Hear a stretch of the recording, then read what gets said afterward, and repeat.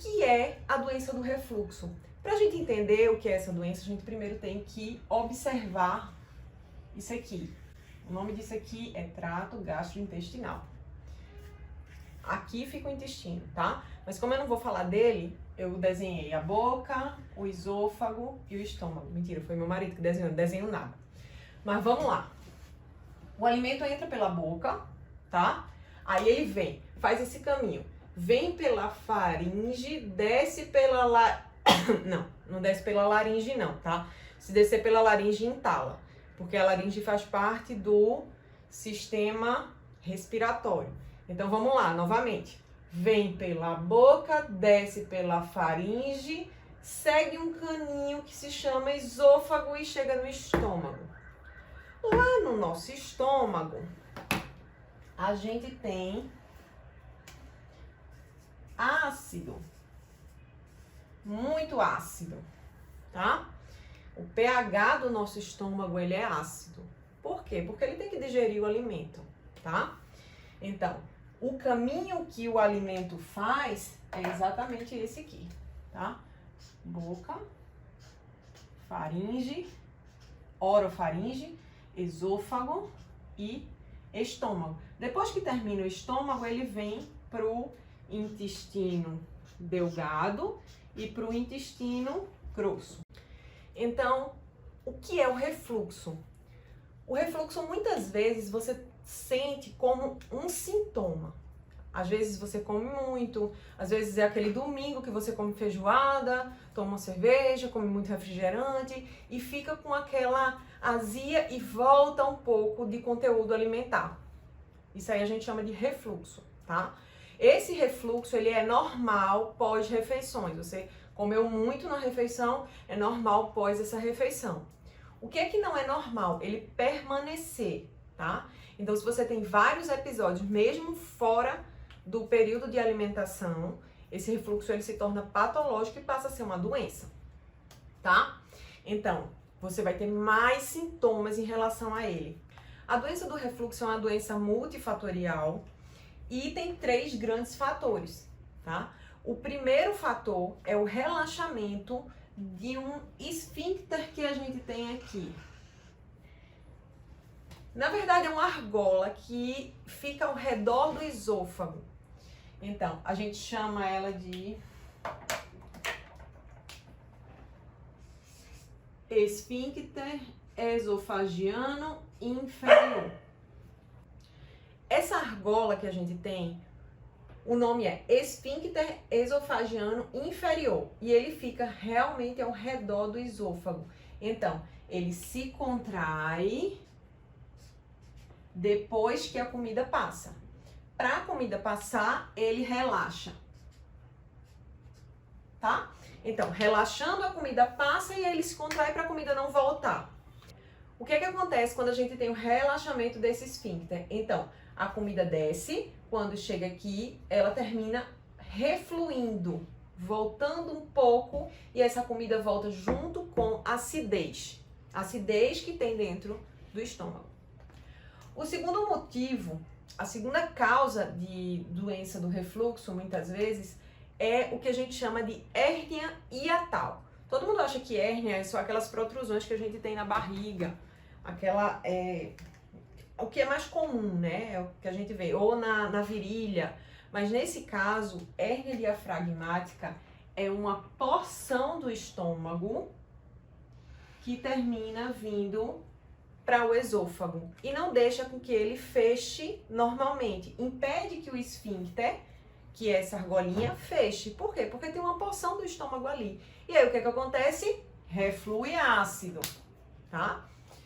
A terceira causa também é a hipotonia do esfíncter. Então, o que é essa hipotonia? É falta de força, tá? Não é que ele esteja relaxado como no primeiro caso. Nesse caso, ele não tem força para contrair. Tem algumas doenças que causam isso. Então, bem, o que é que protege a gente desse refluxo? Primeiro, o bicarbonato salivar. A nossa saliva protege nossa boca e nosso esôfago do excesso de ácido, tá? E a segunda coisa que protege é que esse esôfago, todo esse órgão aqui, ele é um órgão que tem músculo.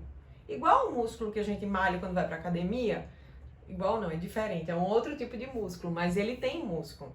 E esse músculo, ele faz umas ondas que a gente chama de peristalse, tá?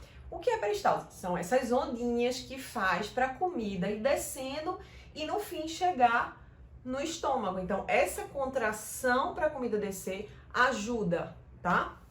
A evitar que volte. Bem, pensando nisso, a gente vai pensar agora assim, quais são os sintomas que eu vou ter se eu tiver doença do refluxo? E eu vou te falar um pouco sobre isso, para você saber, caso você tenha ou algum parente seu saber, direcionar para onde você vai procurar ajuda, a quem você vai procurar ajuda e já ter uma ideia do que é que você pode ter. Como eu disse, minhas amigas, informação é tudo, tá? Quais são esses sintomas? A gente tem dois tipos de sintoma. O primeiro tipo são sintomas típicos. O que é sintoma típico? São dois. Primeiro, são os mais comuns, são os sintomas mais comuns. São dois. O primeiro é azia, tá? Todo mundo sabe o que é azia. A gente chama de pirose. Pirose é quando você tem azia, tá? E fica aquela queimação. É uma queimação que vem do estômago, às vezes sobe pelo peito e vem até a boca. Muitas pessoas relatam, às vezes, essa queimação até a boca.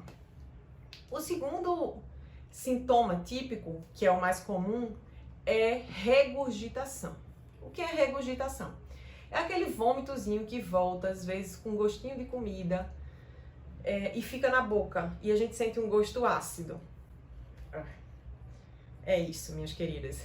É isso. Esse vômitozinho que volta um pouquinho e às vezes todo mundo já sentiu isso, né? Não tem jeito, a maioria das pessoas já teve essa regurgitação. E ela é o segundo sintoma típico, tá? Então, se a gente tem esses dois sintomas, que são os sintomas esofagianos, que a gente chama, a gente pensa imediatamente em doença do refluxo, tá bom? Os outros sintomas são sintomas atípicos e recebem um nome de extraesofagianos. Por quê? Porque são fora do esôfago, tá? E quais são esses sintomas? O primeiro sintoma é tosse. Às vezes tem gente que tem uma tosse seca há anos e anos e não sabe o que é que está causando aquela tosse. Muitas vezes é refluxo, tá? É excesso de ácido na garganta. Outro sintoma é pigarro, aquele pigarro que a pessoa sempre fica tendo de repetição. Pigarro, pigarro. Outra coisa que a gente chama de globos. O que é globos? Globos é como se fosse uma bola nessa região do esôfago. Tem gente que sente muito essa sensação, sabe? Como se tivesse alguma coisa aqui nessa região. Às vezes é até um diagnóstico diferencial de problemas na tireoide, mas muitas vezes as pessoas sentem essa sensação de que tem alguma coisa aqui na garganta, tá? Principalmente quando você deglute, você engole e sente aquela coisa aqui na garganta, que é o globus. Outros sintomas mais incomuns, vamos dizer assim, são otite, sinusite, rinossinusites. E por que isso? Porque o ácido, se ele sobe, ele chega nessa região. E aí, se você é muito alérgico, ou se você é alérgico a alguma coisa, você termina deixando essa região reativa. Não é tão comum, mas é possível, tá? O refluxo desenvolver um quadro de rinite, rinocinusite ou de otite, tá bom? Então, e como é que a gente sabe assim, vamos fazer o diagnóstico? Beleza, vamos lá. Vamos pensar o que é que a gente pode fazer de exame, pedir, como é que a gente vai fazer para diagnosticar que você realmente está com refluxo? O diagnóstico ele é feito de forma presuntiva. Então, o que é isso? Você me diz os sintomas e eu te digo mais ou menos se aquilo é refluxo ou não é refluxo e a gente inicia o tratamento. Por que que é feito de forma presuntiva? Porque tem uma maior probabilidade disso acontecer. Esses sintomas que você me apresenta têm uma força muito grande, que são aqueles sintomas típicos, lembra? Que é azia e regurgitação. Esses dois sintomas, eles têm uma força muito grande no diagnóstico de refluxo. Então, a gente já pensa que pode ser doença de refluxo e já começa a tratar. Dentro da medicina, a gente tem os estudos que a gente vê probabilidade, vê as chances maiores de ser, através de cálculos e tal, e aí se termina tendo esse tipo de conclusão para as doenças, tá? Então, nesse caso é presuntivo. Quando é que a gente precisa de exames complementares? E que fique claro aqui que exame complementar é complementar, tá, minhas queridas? Pelo amor de Deus, não queiram enfiar exames em todo canto, porque não é assim, a coisa não funciona assim, tá? A gente, no Brasil, a gente tem uma tendência a querer examinar não, a gente tem uma tendência a querer pedir exame para tudo, porque o paciente já chega querendo o exame, ele já sabe qual é o exame que vai fazer e já chega pedindo o exame porque se popularizou que a gente precisa pedir exame. A maioria das doenças a gente consegue diagnosticar sem exame, das doenças simples, óbvio, e consegue tratar sem muita dificuldade, sem precisar, como por exemplo, cefaleia, a gente não precisa pedir uma tomografia da cabeça para saber que a pessoa tem uma enxaqueca ou que a pessoa tem uma cefaleia tensional, tá? Nesse caso, o exame ele entra de uma forma complementar. Então, quando é que ele vai entrar? Quando você tiver sintomas atípicos, tá? Que é nessa região, sintomas atípicos que não são os clássicos da doença do refluxo. O paciente tem essa tosse há milhares de anos e a gente não sabe por que ele tem essa tosse seca e ele só tem isso. Então, a gente pode pedir uma endoscopia. Na verdade, o principal exame não é endoscopia, ao contrário do que a gente pensa, é a pH-metria de 24 horas. Um exame pouco pedido, mas que é o primeiro para a doença do refluxo. Isso com mais um examezinho que vem junto com ele, que é a pH-metria de 24 horas com impedanciometria, mas deixe isso para lá, deixe isso para o seu médico, que ele sabe, inclusive a indicação, ou endoscopia, que é a mais famosa que todo mundo adora, né? É engraçado que às vezes não é um exame sem riscos, tá? Todo exame invasivo, ele tem riscos sim, e muitos pacientes às vezes chegam exigindo esse exame, mas nem sempre tem indicação e precisa ter uma indicação precisa. Também a gente tem a manometria esofágica, que é outro exame, mas aí é um exame que a gente pensa mais em doenças do esôfago e menos em doenças do esfíncter, tá? A gente pensa mais em doenças aqui do que doenças aqui a esse nível. Então, quais são as outras indicações para a gente pedir uma endoscopia? Tá? Fora aquela dos sintomas atípicos, que a gente pode pedir esses exames complementares. Quais são os outros sintomas e outros fatores que eu paro assim e penso, ok, precisamos de uma endoscopia. Primeiro é ter fator de risco. O que é fator de risco? Muitas vezes você tem na sua família alguém que já teve uma coisa chamada esôfago de Barrett, tá? Ou alguma neoplasia de esôfago, de estômago mesmo, e aí tá tendo refluxo, tá? Isso acontece muito em homens brancos acima de 50 anos, que são tabagistas, então junta esse quadro e termina culminando na necessidade de uma endoscopia, tá? Fora isso, a gente não tem muita indicação de fazer endoscopia de primeira. Primeiro a gente tenta tratar o paciente com medicações. Na verdade, eu vou falar um pouco sobre isso, mas assim, a gente tenta tratar o paciente da melhor forma possível. E aí, caso esse paciente não melhore, a gente pensa em exames complementares. Não esqueça disso, tá? Exames são complementares, tá bom? Qual o tratamento para a doença do refluxo? É o famoso Você sabe?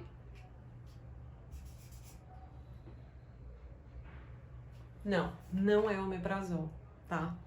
O primeiro tratamento para a doença do refluxo são medidas preventivas, medidas comportamentais, tá? Então a gente vai sempre priorizar medidas comportamentais, mas óbvio que a gente vai observar a gravidade dos sintomas. Lógico que uma pessoa que tem grandes sintomas, eu preciso já entrar com medicação. Mas uma pessoa que tem sintomas de leve a moderado, a gente tem, por obrigação, começar medidas comportamentais. Não que a pessoa que tem a doença grave não precise de medidas comportamentais, não, precisa também. Mas aí já tem indicação de iniciar a medicação de cara, tá? E quais são essas medicações? Aí sim, são os prazóis. Omeprazol. Aí a gente tem o lansoprazol, a gente tem o esomeprazol, a gente tem várias medicações que podem ajudar nessa doença e são os IBPs, que a gente chama, que são os inibidores da bomba de próton, tá? Isso também não precisa saber, deixa com a gente. Mas são os IBPs, né? Muito famoso, muita gente conhece, muita gente usa há milhares de anos e não é para usar assim, muitas pessoas usam cronicamente, na verdade isso é tratamento. O omeprazol é um tratamento, tá? Dependendo dos seus sintomas, o médico pode passar uma dose menor ou uma dose maior, mas as medidas comportamentais é o que eu quero falar pra você, porque é uma coisa que você consegue fazer em casa. Caso você suspeite que você tem ou que algum familiar tenha essa doença, você já pode começar as medidas comportamentais. E eu quero bater muito forte em cima disso, porque é uma coisa que você pode fazer na sua casa e que é simples, minha gente. É simples, a gente não precisa complicar tudo, tá? Então vamos lá, quais são essas medidas comportamentais? Primeira medida comportamental, e uma das mais importantes, perda de peso. O excesso de gordura abdominal comprime o estômago, relaxa esse esfíncterzinho aqui, aumenta a probabilidade de hérnia hiatal, que é essa hérniazinha aqui que sobe. Então assim, o excesso de gordura nessa região pode piorar a doença do refluxo. Então, perder peso ajuda demais, demais. Tem gente que não precisa tratar com medicamento depois que perde um pouco de peso. Não precisa ser muito não, tá? Um pouco de peso que a pessoa perde, às vezes ela já tem essa sensação de melhora. Segundo, elevação da cabeceira da cama de 15 a 20 centímetros, tá? Quem tem refluxo não pode dormir assim. Por quê? Porque se esse conteúdo fica na horizontal, ele vai refluir com mais facilidade. Se você tem um relaxamento desse esfíncter, esse conteúdo ele vai voltar, tá? Terceira medida comportamental. E essa eu bato pesadamente, porque assim, é uma coisa que eu luto muito com os meus pacientes. Parar o cigarro. Para esse danado desse cigarro, pelo amor de Deus. Cessação do tabagismo. Só de parar ou reduzir a quantidade de cigarro fumado, você já melhora do refluxo, tá? Tanto é que o cigarro é um fator de risco. Lembra para aquela situação lá de pedir exames mais específicos. Quarto, evitar alimentos que venham a causar essa doença. Bem, eu sei que quando eu como abacaxi, eu sinto aumento do meu refluxo. Porque que danado eu vou comer abacaxi? Não come abacaxi, criatura, né? Evita o abacaxi. Então, se eu como feijoada e pioro, aí eu vou comer feijoada. Não vou, né? Eu vou evitar a feijoada. Então, assim, existem alguns alimentos que já são mais típicos, como, por exemplo, frutas cítricas, o próprio abacaxi, café, chocolate, algumas coisas que já são típicas de dar refluxo. A gente já sabe que aumenta a probabilidade de refluxo. São bebidas mais ácidas, tá? Então, preste atenção nisso. Quinto, medicações que reduzem o tônus desse esfíncter. O que é tônus, doutora? É a contraçãozinha dele aqui. Então, existem algumas medicações que reduzem esse tônus, tá? E que reduzem o tônus também do esôfago, tá? Que são a ranitidina, a cimetidina. Esse tipo de medicação reduz esse tônus, tá? Então, evitar esse tipo de medicação quando tiver refluxo. Outra medida comportamental importante é comer pelo menos 2 horas antes de deitar, tá? Para dar tempo da comida descer, chegar no intestino, ou pelo menos sair da parte superior do estômago. Então, aumentar esse espaçamento entre o tempo que comeu e a hora que deitou e diminuir o consumo de líquido durante as refeições. Essas duas coisas andam juntas e comer lentamente também, tá? Isso aí faz parte da alimentação, faz parte de uma boa digestão e ajuda nessa questão do refluxo também. Ajuda a reduzir, tá? Outra medida comportamental que a gente pode pensar é fracionar a dieta. Por que a gente precisa fracionar a dieta? Fazer pequenas e várias refeições durante o dia. Porque a gente não come aquela quantidade gigante de comida que muitas vezes enche o nosso estômago e a gente fica refluindo, aquela comida fica voltando, tá? Então, tentar fazer isso. Se a gente come pouco, o estômago recebe pouca comida, produz menos ácido e consegue digerir rapidamente esse alimento sem fazer com que ele fique voltando, tá? Outra medida comportamental é evitar situações que você vai ter um aumento dessa pressão abdominal. Quais são essas situações? Como é que eu faço para aumentar a pressão dentro da minha barriga? Ou roupa apertada, roupa muito apertada. Às vezes mulher usa umas cintas apertando a gente, vocês não estão entendendo.